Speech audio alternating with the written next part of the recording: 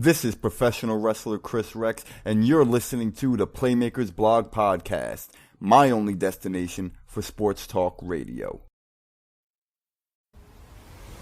In the 1990s, if you were a basketball fan, one team proved dominance, the Chicago Bulls.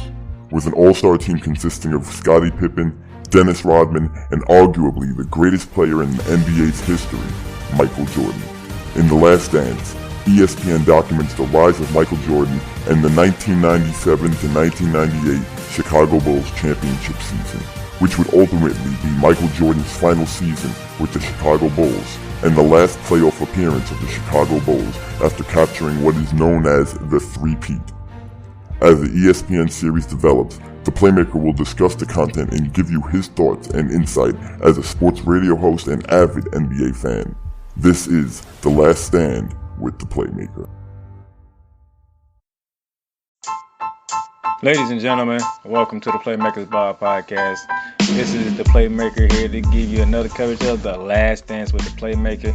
So, we gotta get into a lot of stuff. This is probably the most emotional 2 episodes we had in this 10-part documentary. So, we gonna get into a lot. The death of Jordan's father, him leaving basketball for baseball, him coming back after watching the team struggle a bit while Pippen did something that he did, and all this other stuff. We're also going to get back to the 98 season where they are in the playoffs.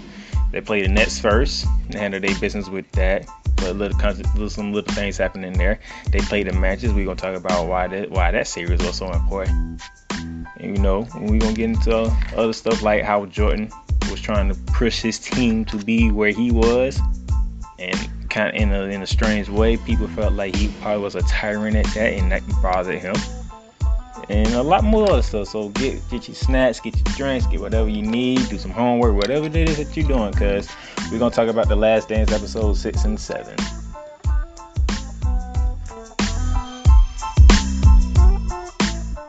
All right, so now you know how we do. We flow how the episodes flow. So let's go ahead and dive into episode 7 here. And in episode 7, we had the beginning of the playoffs in the 98 season where the Chicago Bulls was meeting the New Jersey Nets. And game 1, they did win game 1 in overtime, 96 to 93. But reports going around saying that Michael Jordan looked exhausted. He looked tired. He wasn't him. And there's some things going on here.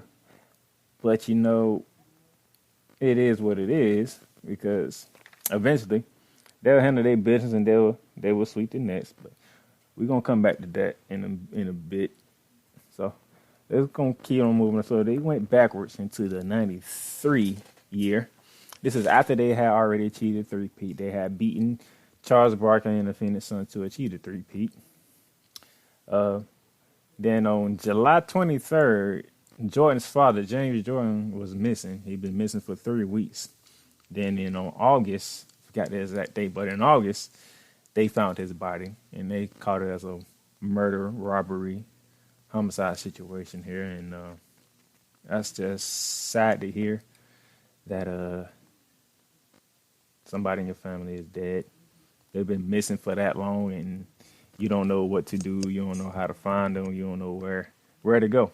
So that happened, and then all of a sudden, in turn of events, the people in the media, for some reason, started blaming Jordan's gambling for the reason his father ended up dead. That is very disrespectful. How dare y'all talk about a man supposedly have a gambling issue, even he had a gambling issue, or he didn't have a gambling. He didn't say he didn't have a gambling. He had a competitor issue. By the way, go back and check episodes 5 and 6, or was it 3, 1 to 2, either 5 or 6 or 3 and 4. That's all I'm gonna say about that. But for you people to sit here and start blaming Michael Jordan and his love to gamble as the reason why his father was dead is dead wrong, and y'all know it to this day. It's a slap in his face. It's a slap to his mother's face. It's a slap to that whole damn family's face. How dare y'all say something like that? That's just disgraceful.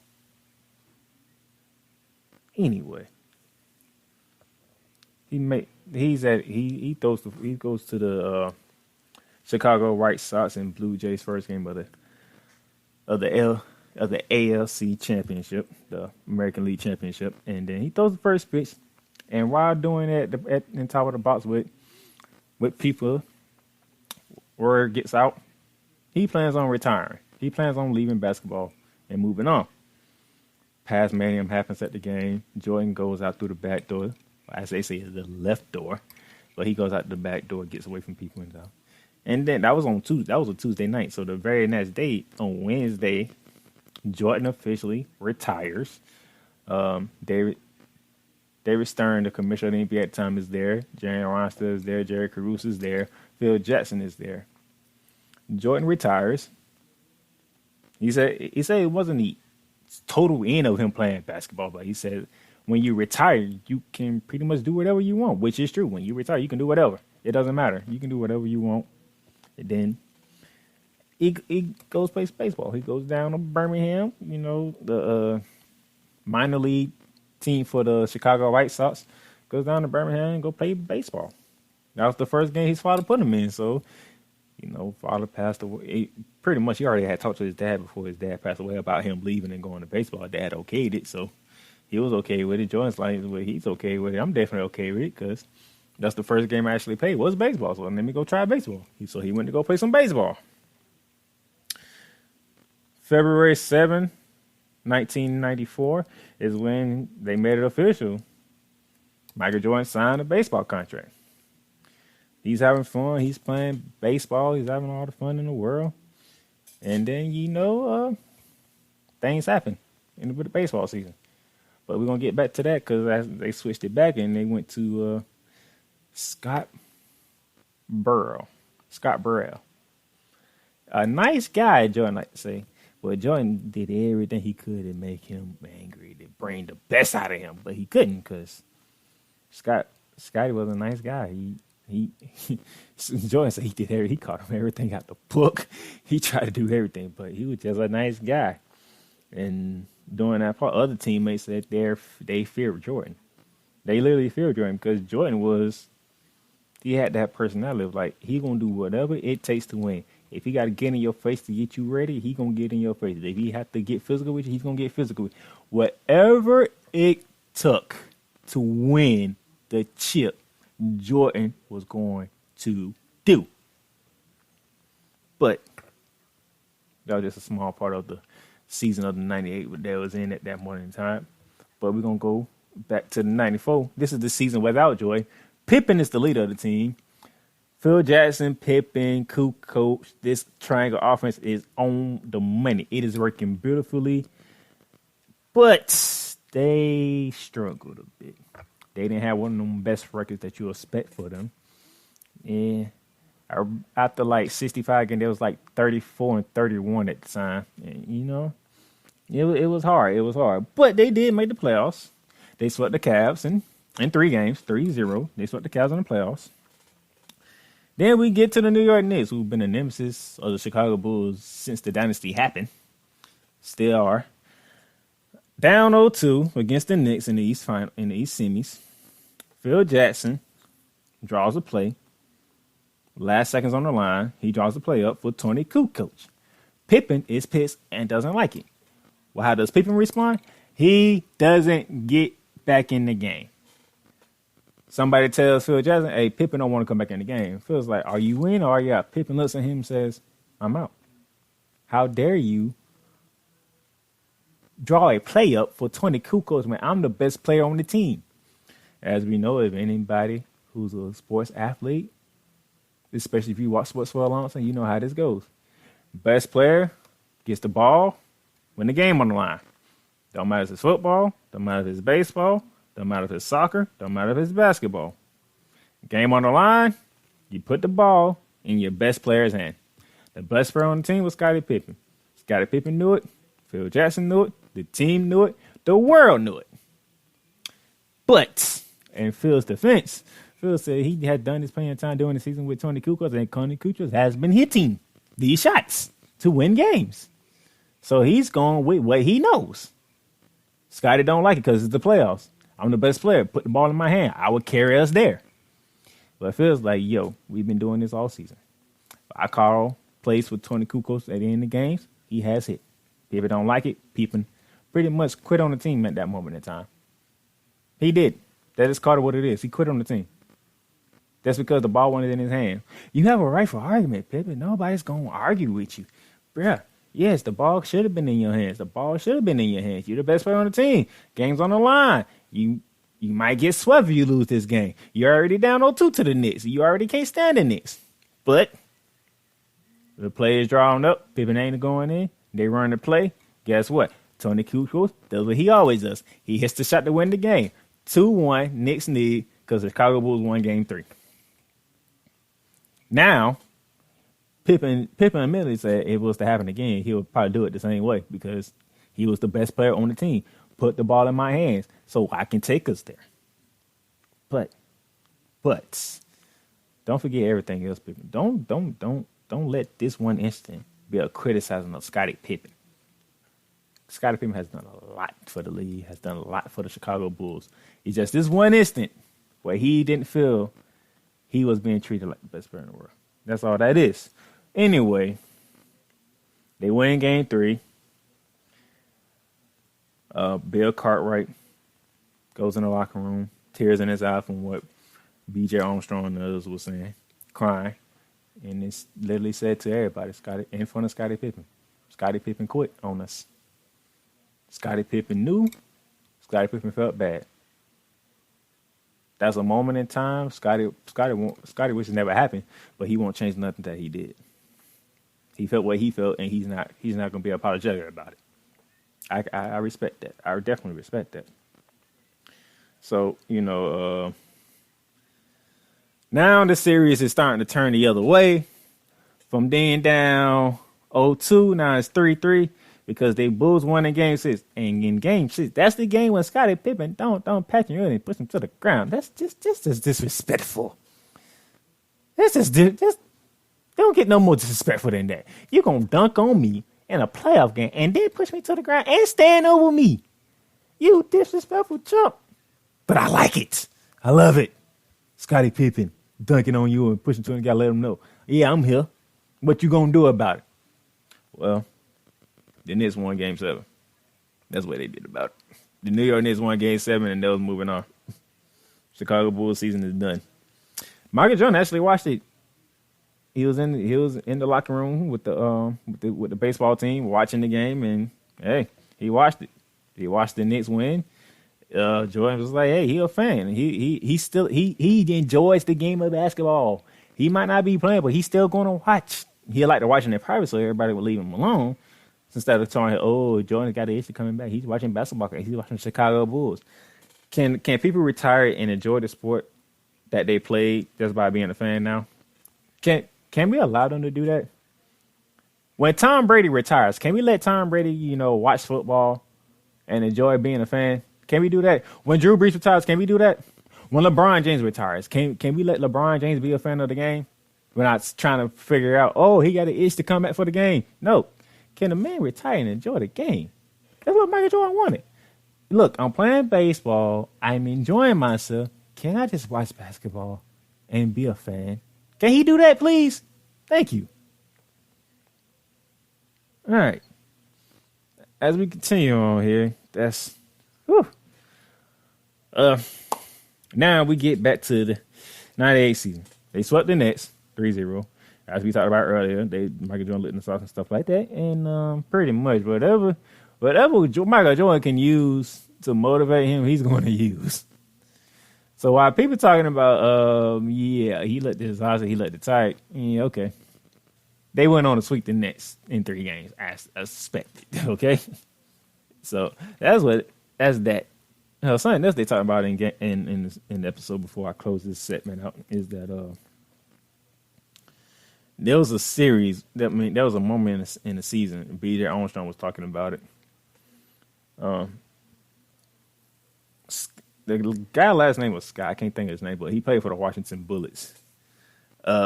He scored 37 points in a game in Chicago. Jordan struggled in that game, and the Bulls won that game, by the way. But Jordan struggled, and Scott said to him, "Nice game, MJ. But the very next game was in Washington against the Bullets and Scott. And Jordan sat there and said he's going to score the same amount of points that Scott did in the entire game. Messed around, this dude scored 36 points in the first half. Went on to score 47 in the entire game and just destroyed the Washington Bullets in the next game. Like, geez, Louise. Do not piss MJ off. I'm going to say it again. I said it for like 3 episodes already. Do not piss off the GOAT. The GOAT will find anything to motivate him. You might as well shake his hand, bring him flowers, bring him some cookies, some ice cream, bring him whatever. Because if you piss him off, it's over. That's what Michael Jordan is. Michael Jordan's an assassin. Oh, a freaking assassin. This is ridiculous. Like, oh my gosh. So, all right. Now we get towards the ending of episode 7. This is where Michael Jordan is talking about how he was on the team, the type of leader he wanted to be. He pushed guys to do things that he did. If he didn't do it, he wasn't going to push his teammates to do it. But if he did it, he expected his teammates to follow suit. That was Michael Jordan. But people saw that, and some of his teammates saw that he was a tyrant. He's not a nice guy. But overall, he is a nice guy. Man, that man. If a basketball is not being played, that dude is a different person. That dude is nice. That dude is laughable. That dude is friendly as I don't know what. That guy would hang out with anybody and have a good time. But when it comes to basketball, he expected a certain level of play from each and everybody wearing a Chicago Bulls uniform. He did not change on that aspect. When it came to playing ball, he expected a certain level of play. If you didn't have it, he was going to get in your ass. I hate to say it like that, but let's keep it real. If you didn't play at a certain level that Jordan was looking for, he was going to get in your ass. And he was going to do whatever it took to get you at that level. He wasn't going to just let you do you and let the team down. He was going to bring you, the team with him, to the promised land. That was how much of a leader Michael Jordan was on when it came to basketball. He was a leader. He's going to bring you with you, but he's going to demand a certain level of play from you. And to be honest, I hate to say it, Tom Brady's kind of the same way. I don't even like Tom Brady. I can't stand the New England, but I'm glad he's out of New England. But if I'm being real, Tom Brady reminds me with that attitude. Tom Brady demands a certain level of play from his teammates, and he would not settle for less. So everybody's happy about this Buccaneers, but I want to see, can they take this leadership from Tom Brady? Because Tom Brady expects a certain level of play to come. This is Tom Brady. Anyway, he said, this is one of the quotes that I got from the end of 07. Winning has a price. Leadership has a price. That quote came from his dad. Winning does have a price. You have to sacrifice some things to get to be a winner. You got to sacrifice a lot of things to be a winner. You got to put in the time, the effort, the extra time to become champion. Leadership is the same way. You got to be able to lead by example. You got to talk it. You got to walk it. Jordan did that. And Jordan knew that. That was his mentality. If you didn't want to play that way, don't play. He wasn't going to force you. And that's the way he wanted to get across. If you didn't want to play the way he played, you didn't have to. But his mentality was, if you're going to wear a Bulls uniform and you're going to be my teammate, I expect a certain level of play from you to bring home the chip. That was Jordan was going to win at all costs. Jordan was going to win at all costs. Don't look at other athletes and look at them how they treat teammates and how they act as, oh man, he just enthusiasm. He wants to win it all. But look at somebody like Michael Jordan and call him a tyrant. Jordan was doing this. Tom Brady. I keep bringing back Tom Brady because that's what Tom Brady doing. Tom Brady, when he was in New England, was outspoken to his teammates. He let his teammates know when he was not happy with their play. He wanted them to elevate their play so they can bring home the chip. Michael Jordan was doing that in the 90s. Tom Brady was doing it in the 2000s, 2010s, and stuff and so forth. Michael Jordan was already doing it in the 90s. Let's be for real now. Michael Jordan was going to do whatever it takes to win And that's what he did. So he had to cut himself off and go and had the episode end because he was that emotional because everybody didn't look at him the way he looked at himself. He was gonna win at every cost, and some people took that in the wrong way. Let's take a break right here. We're gonna come back. We're gonna talk about episode 8, and then we're gonna finish it off like we always do. Stay tuned. What's up? How's it going? You already know my voice. You know who I am. This is Donnie the Playmaker Silence from the Playmakers Podcast. And I just want to take some time and talk about Anchor FM, as we've been using Anchor FM for over 2 years now, and it's been very good to us. It's been very great for us. So for those of you who are trying to get into the podcast world and you need a hosting platform and you don't have the budget and you want to do something free just to try it out to see where you at, try Anchor FM. Anchor is the one-stop shop for recording, hosting, and distributing your podcast. Best of all, it's 100% free and ridiculously easy to use. And now, Anchor can match you with great sponsors who want to advertise on your podcast. That means you can get paid right away. So when you hear this, it sounds good enough. But I'm telling you right now, give it a shot. Anchor FM, by it being free, it gives you opportunity to step into the podcasting world and let you do your own thing. So if you want to give it a shot and you want to try to make some money or just do podcasting as a hobby, go to anchorfm.com/start to get started right away. And remember, once you get started, hit us up at the Playmakers Blog so we can listen to you at the show. Good luck. All right, people, thank you for sticking around. Thank you for continuing to listen to me talk about this. Now we in episode 8. Episode 8. Let's go ahead and get into episode 8, though. Like I said, in episode 7, they swept the Nets. Next up for them is the Charlotte Hornets. Guess who's on the Charlotte Hornets at this time? This is the 98 season we're talking about here. B.J. Armstrong. Well, B.J. Armstrong against Michael Jordan. All right, so the season went like this. The Bulls take game 1 pretty comfortably. Game 2, however, B.J. Armstrong was not having it. B.J. Armstrong came out and he was making a statement. So, B.J. Armstrong led the Charlotte Hornets to a 78-76 victory. And he let Jordan know what I keep saying throughout this whole documentary series. Don't piss off Michael Jordan. Don't piss off the GOAT. That's what B.J. Armstrong know better. B.J. Armstrong was with the Bulls when they won either 2 of their titles or all 3 of their first, or all 3 of their first 3 feet. B.J. Armstrong know what this is. Don't piss off the GOAT. When you piss off the GOAT, he got to come back at you. What did he do? W, game 3. W, game 4. W, game 5. Sent the Hornets packing 4-1 series. They are off to these finals. We're gonna tell you who they're playing in these finals when we get ready in this part of the show. But now we're gonna go back to the 1995 season. 95 is where the MLB was on strike. They was using replacement players. If anybody's seen the replacement movie for the football one, you can pretty much think of the same thing for MLB back in 1995. Jordan said he's not playing no replacement games, and he left.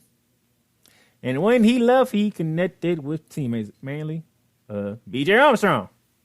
3 years later, B.J. Armstrong is helping bringing Jordan back. And 3 years later, Armstrong is getting blasted by Jordan. Go figure. But anyway, they are getting together, they turning, Jordan is practicing, taking shots, playing, scrimmage games, stuff like that.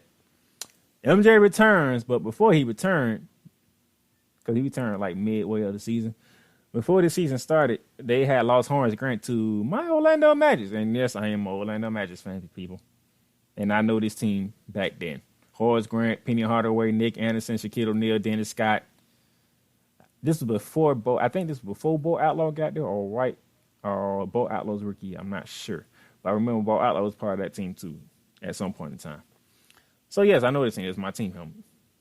So Horace Grant is with the Magic when Jordan returns, and the Bulls are struggling. First game back from Michael Jordan with the Chicago Bulls was on March 19th of the 95 season against the Indiana Pacers. We finally get to hear from Reggie Miller. Reggie Miller was looking like, oh, yes. First game back, and I get to spoil it. Spoil it, they did. They definitely spoiled it. Up in Indiana. This is when Jordan came back and was ranked 45. They lost to the Indiana Pacers 103-96. Jordan struggled. He struggled at the onset. He struggled for most of the game before getting better late in the late part of the game. Next game he hits the game winner of the Atlanta Hawks. Steve Smith. That's all I got to say. And then it's the return to Madison Square Garden against those hated, and I mean hated, New York Knicks. If you remember this game, let's remember the final score was 113-111, a victory for the Chicago Bulls. But to put in a more memorable moment, this was the double nickel game. This is where he dropped 55 points on the New York Knicks. Double nickel.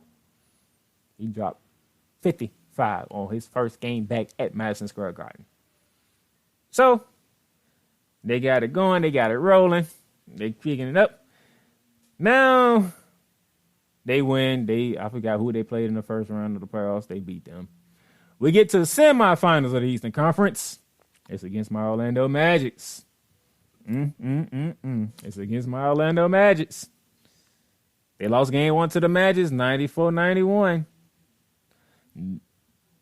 You know, somebody said that somebody from Orlando said 45 ain't 23. I can't remember who said it, but the game 2, he brought back 23. They won the game 104-94. They end up losing game 3. They won game 4. Then they lost 5 and 6. The Magic have knocked out the Chicago Bulls in 6 games in the East semifinals. If I remember correctly, I think they beat the Knicks or the Pacers in the finals before they got swept by the Houston Rockets in the NBA finals. Led by Hakeem the Dream Olajuwon, Kennedy J. Smith was on that team. I believe Robert Horry was on that team too, if I'm not mistaken. Robert Horry got 7 championships. Let's be for real. Robert Horry has won a championship with the Rockets, the Lakers, the Spurs. This dude has won championship just about everywhere he went. Damn it. Besides Michael Jordan winning 6, where's Robert Horry in the conversation? Robert Horry has hit many game-winning shots to bring home 7 titles. Let's be for real. He ain't on the slaves as Michael. Let me stop playing. He ain't on the slaves as Michael Jordan, but I gotta give Robert Horry some love because Robert Horry has hit big shots in the NBA Finals and in playoffs history, and he has won it with multiple teams too. So he has won a championship with at least 3 teams. I just know that. Anyway, so they lose. My Magic lose in the finals against the Houston Rockets. All season, this is the filming of Space Jam. While he's filming Space Jam, he's doing pickup games out in Hollywood with Reggie Miller, Patrick Ewing, Dennis Rodman, Jerron Howard, Shane Bradley, and stuff like that. Now we get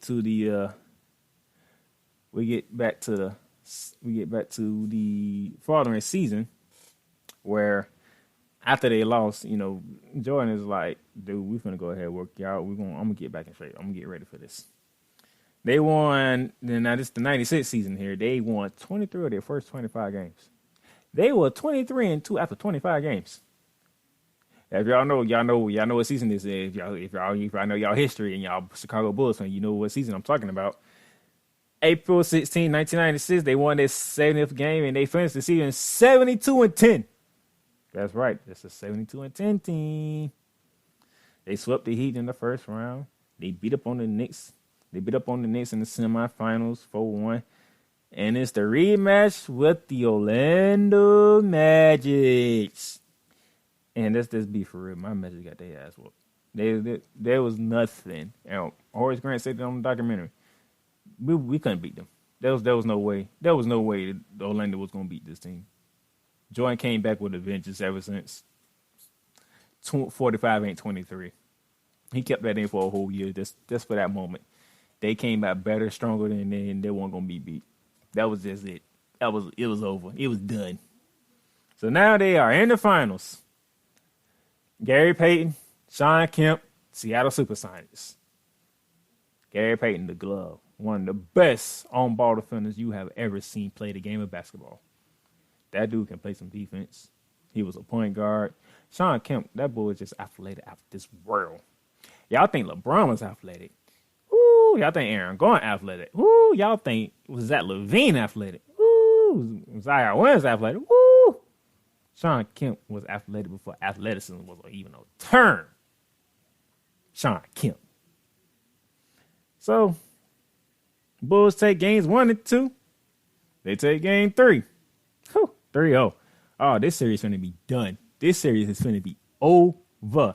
Get out my face. Get out my face with it. Get out my face with it. Bruh. They put the glove on Jordan in game 4. Gary Payne was like, man, my thing was to tire him out. Tire the hell out of Michael Jordan. Supersonics won game 4. They win game 5. And then there's game 6 in Chicago. Father's Day. I'm going to say that again. Father's Day. What can I say, man? The Bulls won game 6. They win the NBA championship in 6 games. And this is on Father's Day. With everything that'll happen from, 93 on down. 93 on down. Father's Day. The Bulls win their 4th championship in 6 years. And they did it on Father's Day. And you know how Jordan was feeling. You can understand the emotion that was in Michael Jordan. Thinking about his dad, James Jordan. They took it. They won it. That's when you see the iconic scene where he's in the locker room face down on the ground with the basketball crying. Because Father's Day, they won the title. Dad ain't there, but his dad's there in spirit. They had to make you feel some type of way because it made me feel some type of way. And it's like, wow. Man. That's just great. That's a great moment. That's a moment that will forever be remembered because of what that meant to him. Forever. That what meant to him. And to do all that, we get to the point where now we in practice of the 98 season. From what Jordan was saying, Phil Jackson was trying to calm Jordan down because Jordan being Jordan. He's up on anybody's face. So it's him versus Steve Kerr. Phil Jackson's calling tacky-tack fouls to calm Jordan down. Jordan is not pleased, so he fouls the hell out of Steve Kerr. Tells him, now that's a foul. Steve Kerr was saying he has a lot of patience, but at that moment in time, he didn't have the patience for that. So from what Jordan said, he goes off and punches him in the chest. Jordan responds and punches him in the eye. Phil Jackson tossing him out. But the thing that Jordan really took away from that was that Steve Kerr did not back down from the GOAT. Steve Kerr stood up for himself to the GOAT. He wasn't taking this from Michael Jordan. And Jordan said he respected that. He said that day Steve Kerr really had my respect. Because he didn't back down from me. He wasn't gonna take any kind of issue from me. Since Steve Kerr said, I'm a competitor too. And I might can't back it up, but I will fight if I have to. Even though my game can't back it up for me. So, that's what that happens, man. And just sitting here thinking about it like, wow, a lot of emotions from this. But how we ended it off was that after they won, they come back, they doing their thing. And as mentioned earlier, they got rid of the Charlotte Hornets in the semis. Now they're in the finals. Now the Eastern Conference Finals. And they are getting ready to play the Indiana Pacers. And just how they left it served up for us to be ready for the season for the season finale or documentary finale of this great 10-part documentary series. But it's that Reggie Miller believing that he is fin to end the GOAT.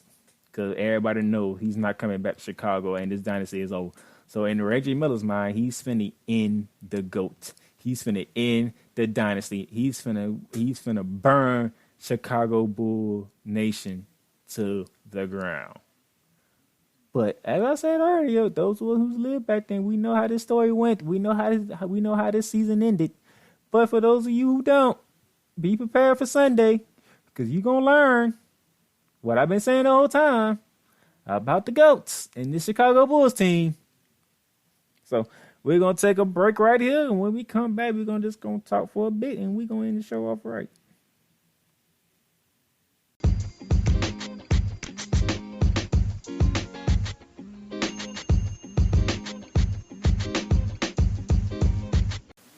All right, thank you for sticking tuned and listening to us talk about episode 6 and 7. Oh, my best, episode 7 and 8 of the Last Dance, and man, this had a lot of emotions in these two episodes. This was one of the most emotional episodes that we have watched during this whole 10-part documentary series of the Chicago Bulls. You got Scottie Pippen quitting on the team because he wasn't getting the last shot, and Tony Kukoc was. Michael Jordan losing his dad. Then having people blame him because of his gambling thing, which is very disrespectful. You know, every time I think about it, I get angry because it's like, how dare y'all sit here and try to blame Michael Jordan's gambling problem towards his father's death? Well, that's just disrespectful.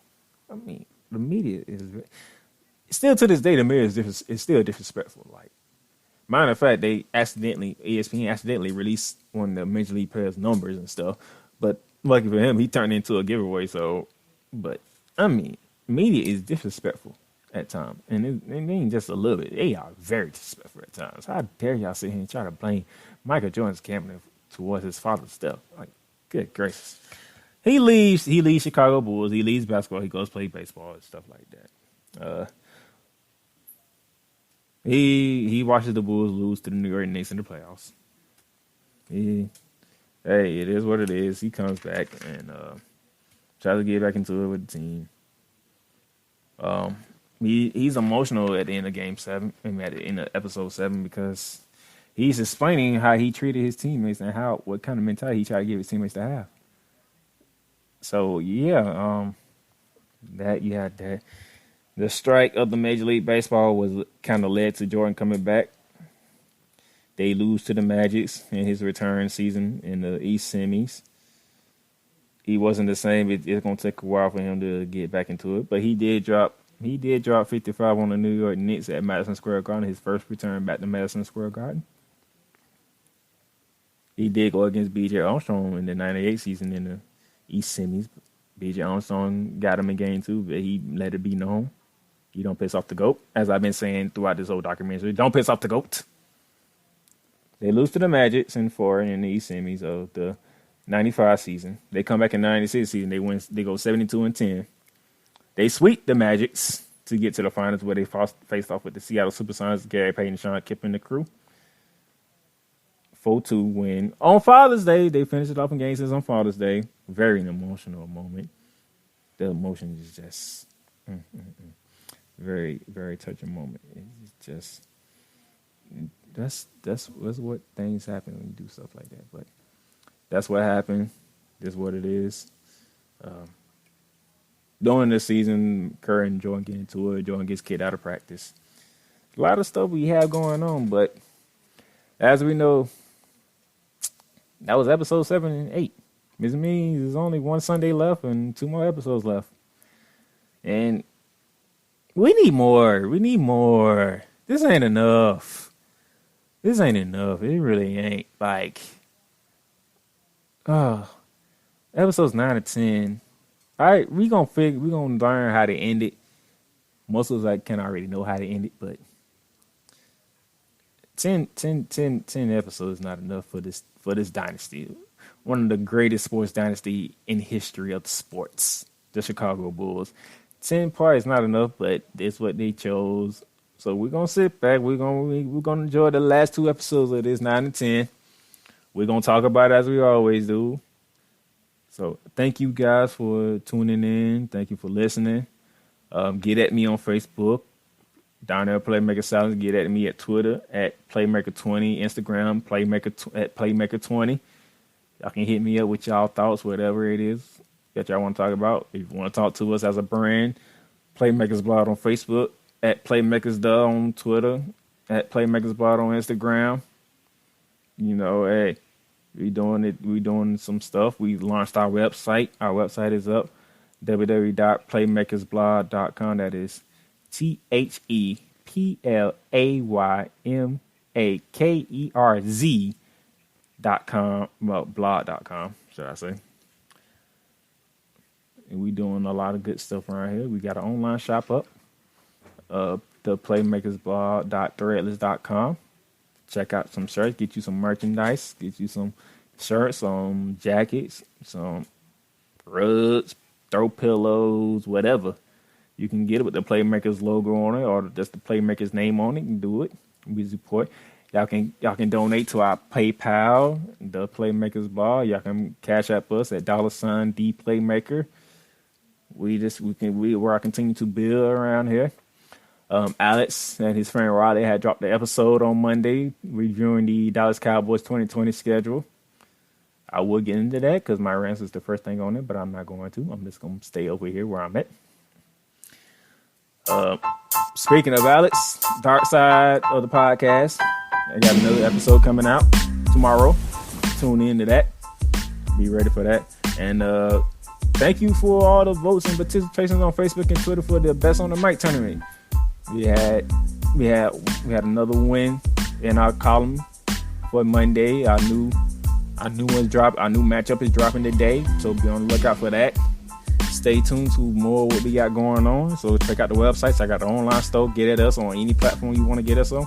You already know Anchor, Spotify, Stitcher, Speaker, Apple Podcasts, Google Podcasts, all your major podcast platforms. So thank you for sticking around. Thank you for listening in. And I'll talk to y'all next week when it's the last 2 episodes of The Last Dance. Have a good day.